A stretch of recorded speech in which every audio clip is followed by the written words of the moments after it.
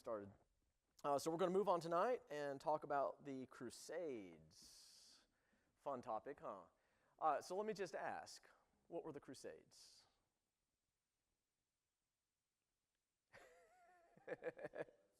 And there's a reason I'm asking, okay? I don't expect a clear answer. I expected kind of like the stumbling through, okay? Because here's the thing. Okay, yeah, so I mean, you're on the right track. You're on the right track, huh?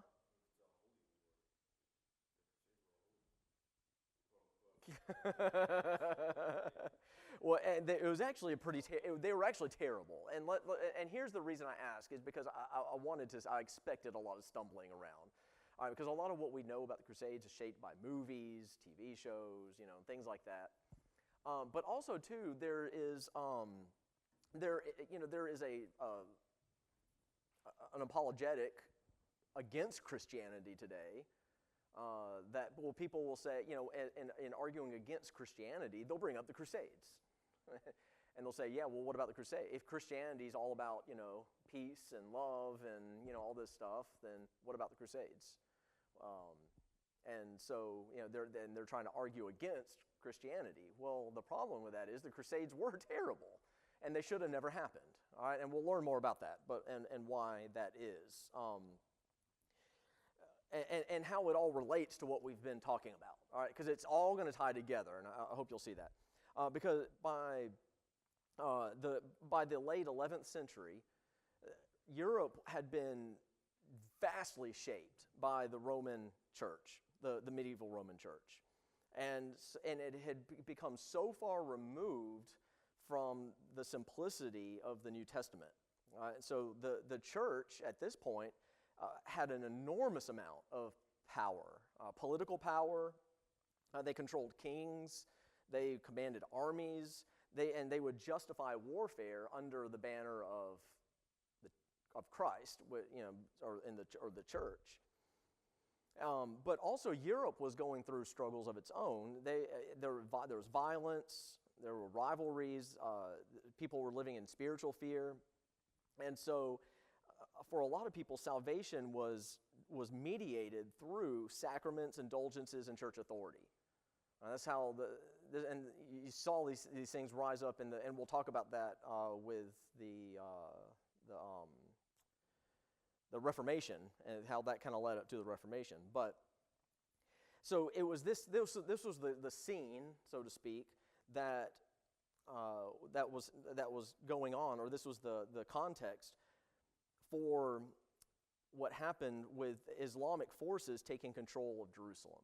All right, so what happened is the Islamic forces come in and they take control of Jerusalem, and so Christian pilgrims in Jerusalem were harassed, and they were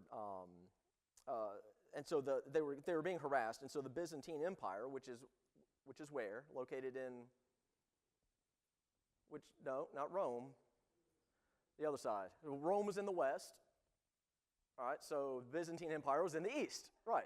So remember the Great Schism last week? So you had the Great Schism, the dividing of east and west.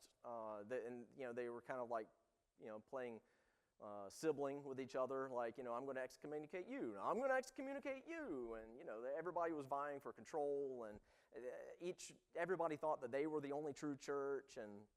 And so that you've got the schism, the east and the west. But the Byzantine Empire in the east asked the west for military assistance. And so what followed was the Holy War, the Crusades, that spanned almost 200 years. All right, so there were about 8 major campaigns, and we're not going to go through all of them. I just want to kind of talk about the Crusades and what they meant, and then how that applies to church history. It helps us to understand church history. But here's the problem. The medieval Christians believed that the church had inherited Israel's land promises. All right, do you follow this? And kingdom mission. Why would they think that? What had the Islamic forces, what had they taken control of? Jerusalem. Was Jerusalem the churches? right? So, but the church, thinking that they had inherited Israel's land promises and kingdom mission, thought that they had the right then to go and take Jerusalem back from the Islamic forces. All right, so this is it fused church and state even more, and it was rooted in replacement theology, covenant theology, whatever you want to call it. We're talking a ton about this, but you see how it's all relating now? And it created the environment for the Holy Wars. So the armies in the Crusades were marching under the banner of the cross, believing that they were actually building God's earthly kingdom. All right, so now I'm just going to read this verse for us because it applies, but 2 Corinthians 10, 3 through 5 says, "For although we live in the flesh, we do not wage war we do not wage war according to the flesh, since the weapons of our warfare are not of the flesh, but are powerful through God for the demolition of strongholds." So the Crusades are a reminder of what happens when the church abandons its spiritual mission and replaces it with weapons, political weapons, and political swords. So remember, there were tensions, but so just to kind of talk about what led up to the Crusades, there were tensions between the East and the West. Remember in 1054, you had the Great Schism, and it fractured the church into the Roman Catholic Church in the West and the Eastern Orthodox Church in the East. And so in the late 1000s, the Byzantine Empire in the East was starting to shrink under these Muslim advances. And so Emperor Alexios Komnenos appealed to the Pope for military assistance. All right, so he goes to the Pope in the West and appeals for military assistance from the Pope. So Rome and the Pope in Rome saw this as an opportunity. Here, okay, you've got the great that we're divided, we're fractured. Okay, the East, though, is asking for assistance from the West. So the Pope in the West sees this as an opportunity. What's he probably thinking at this point? Yeah, I mean, like, so we can expand our influence, right? We can heal the schism, but was he probably really thinking that he was going to heal the schism? No, probably not, right? What was he thinking?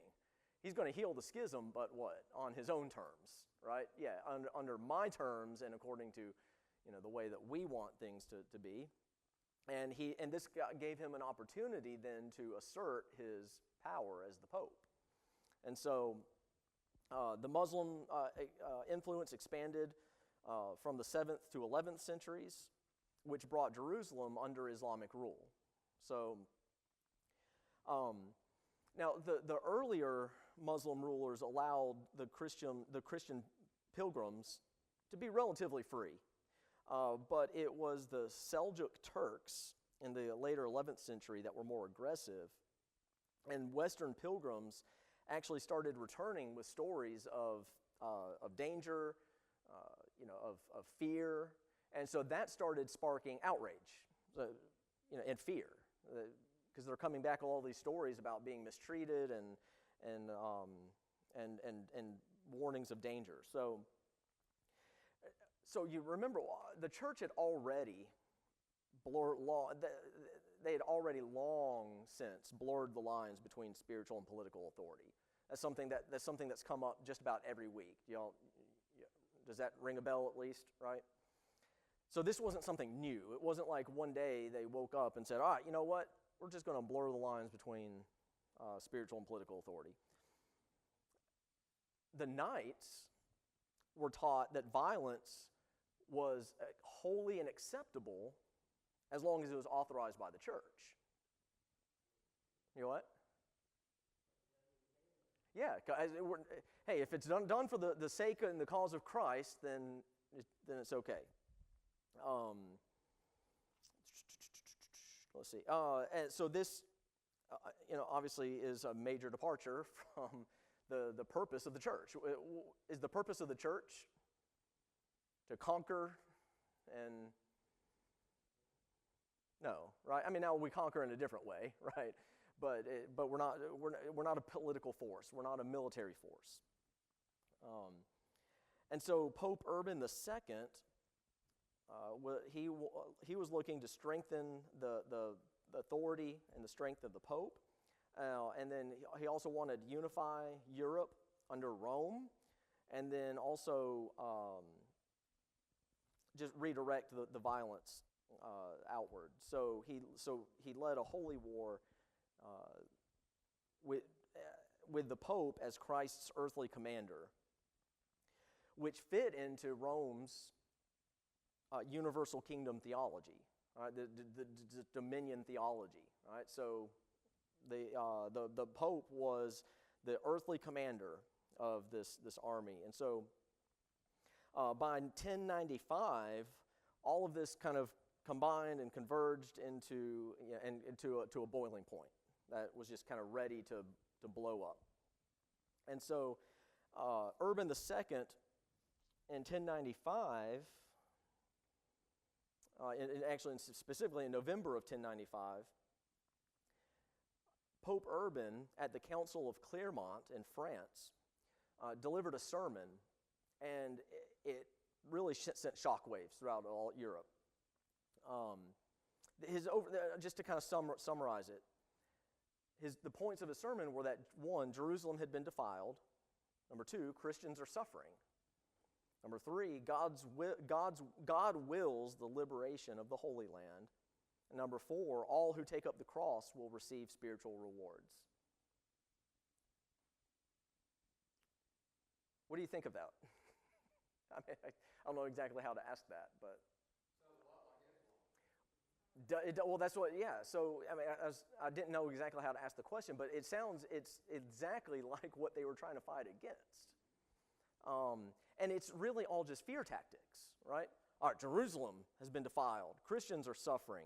And God wills the liberation of the Holy Land. And so all who take up the cross will receive spiritual rewards. It's spiritual manipulation, really, is what it is. So he preached that Christians in the East are being oppressed, okay? Their churches are being destroyed. Their altars had been defiled. And so then he calls the Knights of Europe into action. And so this is from Robert the Monk's Chronicle. And he says, and this was, let's see. Yeah, I think this is about Urban II, what he was saying. He said that he wrote this: "Let those who have been accustomed unjustly to wage private warfare against the faithful now go against the infidel and end with victory this war which should have begun long ago." And then he famously says, "God wills it." Well, I know Brother Jim has said this before. We got to be very careful when somebody says God wills this. This is God's will. I mean, because it kind of becomes like, who can fight against that, right? Who can? Yeah, thus saith the Lord. I mean, who can argue? If this is what God said, who's to argue against that, right?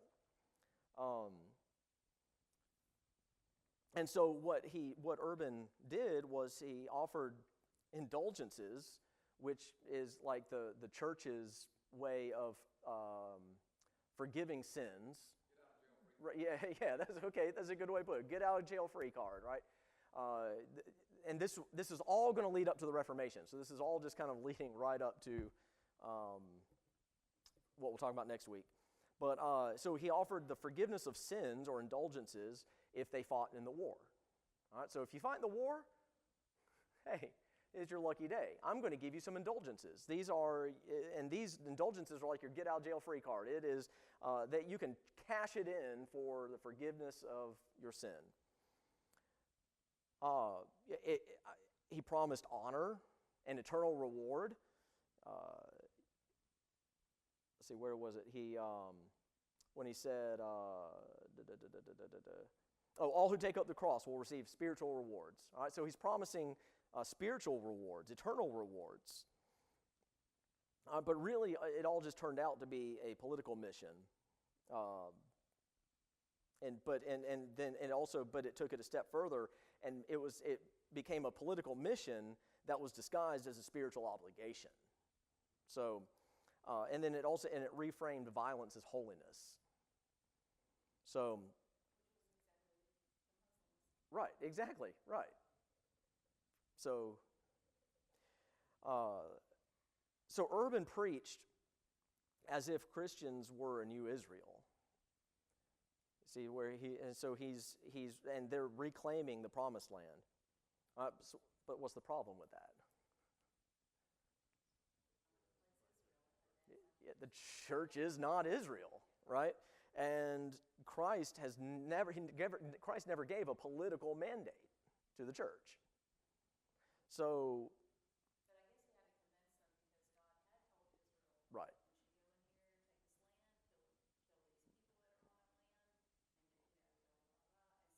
Right. So if the church has replaced Israel, then that's very convenient, right? So, and so this obviously created a lot of confusion. It was rooted in this idea of replacement theology, and it ended up producing a ton of bloodshed. All right. So the First Crusade was from 1096 to 1099, and it was kind of called the People's Crusade, because even before they had trained knights that would go out into the war, they mobilized farmers, mostly poor farmers, zealots, and untrained pilgrims, and they recruited them to go east and to fight. A lot of them died before even reaching the Asia Minor. Others massacred Jewish communities all along the route, which fueled the belief that killing enemies of Christ pleased God. So, in 1098, there was the siege of Antioch, which was where the Crusaders went and sieged the city of Antioch. They claimed visions and relics, encouraged them, and which started. So you started seeing this mix of like superstition and warfare. There were also reports of cannibalism on both sides. Just shows you was this a holy war? No. Right, so then there's the capture of Jerusalem in 1099. The Crusaders stormed Jerusalem and massacred both Muslims and Jews. And in fact, some of the contemporary descriptions of this siege of Jerusalem say that the blood flowed knee deep. Now, obviously, it didn't flow knee deep, but that's how they described the bloodshed that occurred in Jerusalem. Just vast. And the tragedy of all of this is that it was done under the belief that it was God's will, that they were doing God's will. Then you had later crusades in the 12th and 13th centuries. The Second Crusade in 1147 to 1149. It was led by some of the European kings, but it ended in failure. It wasn't very, it was just 2 years long. The Third Crusade in 1189 to 1192. This is where it featured a lot of the names that you might recognize, like Richard the Lionheart. It was impressive militarily, but it was obviously, as all of it was, spiritually misguided, and ended with a treaty that allowing limited Christian access to Jerusalem. So, did it accomplish what they even set out to do? Well, no, right? Then you got the Fourth Crusade in 1202 to 1204, and instead of going to the Holy Land, the Crusaders instead invaded Constantinople. Constantinople was a Christian city, and it really was kind of the low point of the Crusades, because what it did was it shattered all just the hopes of reconciliation. Any hope of reconciling East and West was shattered during that. Did I hear? Were you going to speak? Okay, I thought I heard a perking up or clearing a throat. And then the later Crusades, there was Crusades in Egypt, North Africa, and against some of the heretical groups in Europe. And the last crusade, the last crusader fell in 1291, which ended 196 years of crusades. 196 years, that's a long time, right? And so, just thinking about the Crusades, what is it that the medieval church trusted in during this time? What were they trusting in? We've already talked a lot about it. Like what? Okay, yeah. Political leaders, political power, military force, papal decrees. These decrees from the popes, conquest, physical conquest. Also earthly conquest, earthly kingdoms, right? What are you saying, Michelle? Yeah, right. What does the New Testament call believers to? The gospel, not the sword, the Great Commission, spiritual battle against sin, right? So yeah, we do live in a battle, but it's a spiritual battle. Suffering and patience and evangelism. Not to say that there's not I'm not trying to say that there's never a just cause for war, but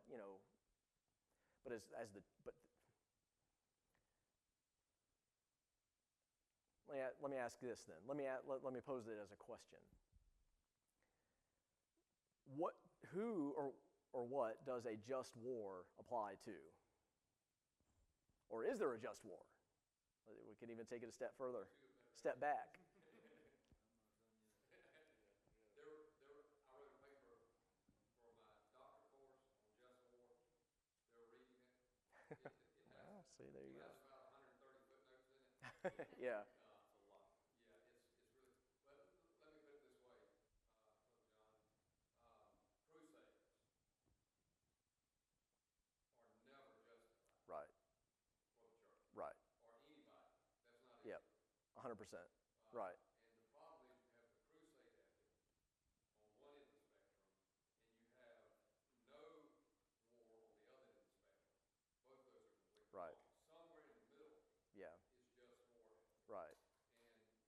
But you have to be extraordinarily careful. Yep. I think any war that is not purely defense is unjustified. Right. And I would argue applies to countries, nations, rather than the church. The church is not called to go to war, a physical war where blood is shed, right? We're called to battle, but it's a spiritual battle. Are there wars that are just or that are necessary? Yeah, that's what I was just about to use that exact word. Yes, but they apply to nations, right? So the problem, one of the main problems with the Crusades was that the church was treating the church as Israel. So it assumed that the church inherited the land promises, the earthly kingdom roles, and all the political authority from the promises that God had made to Israel, which then opened the door for this holy war. All right, so what do the Crusades teach us today? Well, first of all, a warning against merging church and state. We've talked a lot about this before. Now, again, am I advocating that the church should not be involved in politics? No. I think we should be involved in politics. Right? But what happened in the church was such a merging that the church started taking over and making, the church had control over the kings and over militaries, and they initiated wars, and so that's not the church's role. right? The church should be involved in politics, but it shouldn't be the driving or the dominating force in politics. But there's also, it reminds us of the danger in a misunderstanding of theology. Because this replacement theology led to earthly kingdom building rather than waiting for Christ's future literal kingdom. So it's almost kind of like the church in thinking that the land and the kingdom promises were given to the church. They weren't even waiting for a future literal kingdom, and they were kind of taking matters into their own hands, right? And so, and then all this is it contrasts a way that exalts Christ.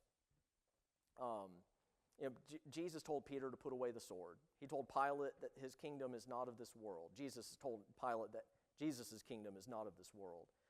And God sends people to protect, or to preach and not to conquer. And so the Crusades are really a lesson in what happens when the church forgets this. And so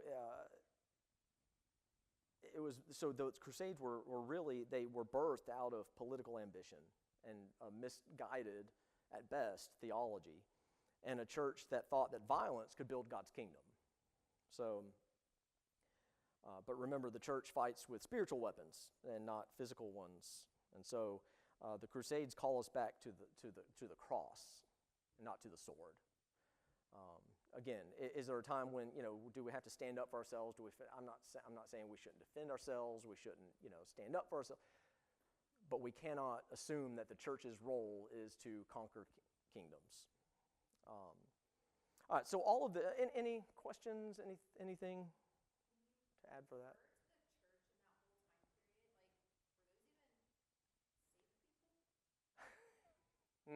Oh, wow.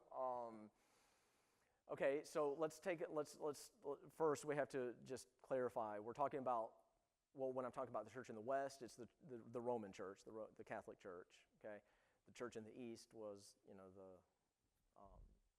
the Orthodox Church, because at this point the Reformation hadn't happened yet, so there wasn't a lot of denominations as we would know today. But so were they saved? I mean.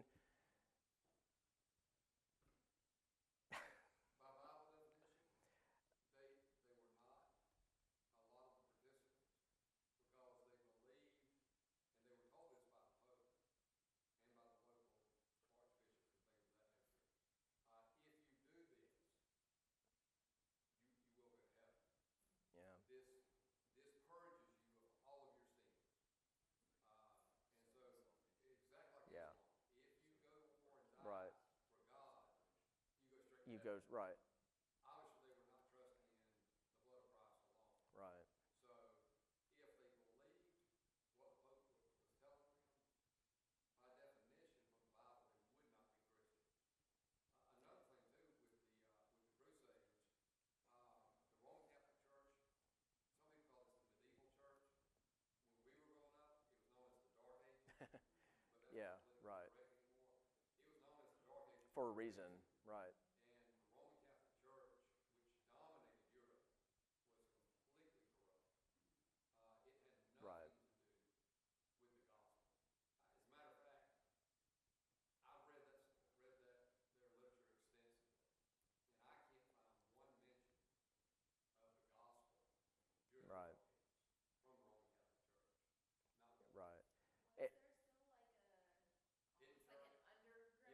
Yes, right, yeah, there was. And so there were people who were saved.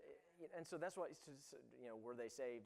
These people who were participating in the Crusades, or the church who was authorizing and sending out the Crusaders. I mean, right.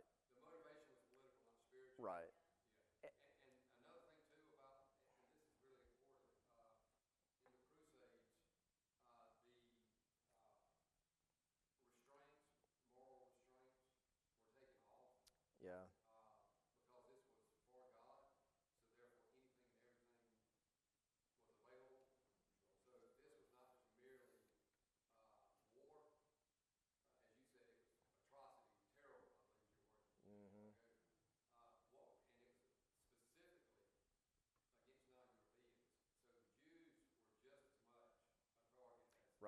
Yeah, that's what I'm saying. Yeah, they killed yeah, almost just as many Jews probably as they did Muslims in the Crusades. Um, yeah, yeah, right. But remember, the church did not allow the congregations. To go to synagogue. To right, right, yeah, Remember, they wouldn't let them. At this point, the priest, people couldn't read. right. The Bible was not in English at this point. So and it was yeah so it was still the Bible was people understood the Bible through the church and the And priests. they had final authority. So even if you take Right. a passage, let's just say the Bible said you cannot go to war, and you read that verse, you were not allowed to interpret that verse. You had to go to the priest who would tell you what Right. that verse meant. And once he told you what it meant, You had no more say. Right. So and all of this is going to lead up to the Reformation, which will be kind of our ending point. But you know what? I'm going to go ahead and I was going to kind of get into kind of a transition to the Reformation tonight. I think I'm just going to stop right here. We'll end a little early, and we'll cover that. We'll cover it all next week, and then hopefully kind of tie it all up, and help us to see how it all applies today. So.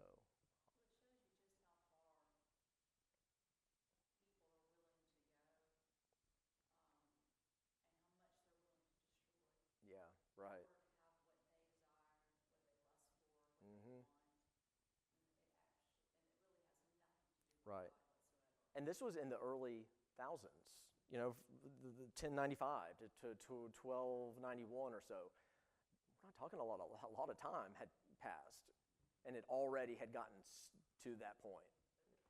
And right, yeah, right, right, and was totally antithetical to Christ's mission and what Christ had established the church for.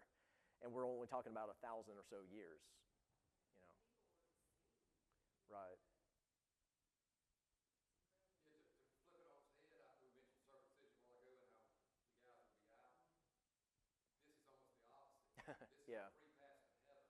Right. All All you you have to do got is go fight, go kill people, not just die. No, yes, and possibly die, but also kill all the infidels in the name of Jesus. So, which goes back to my original statement that a lot of people will use the Crusades against Christianity as if they were a normal part of Christianity. I guess, and so the reason I brought that up in the beginning was to kind of come full circle back to that and say, so were the Crusades a normal part of Christianity? No. So if anybody ever does bring up the Crusades, and that's something that a lot of people will mention in their argument against Christianity, is that we can concede that the Crusades should have never happened.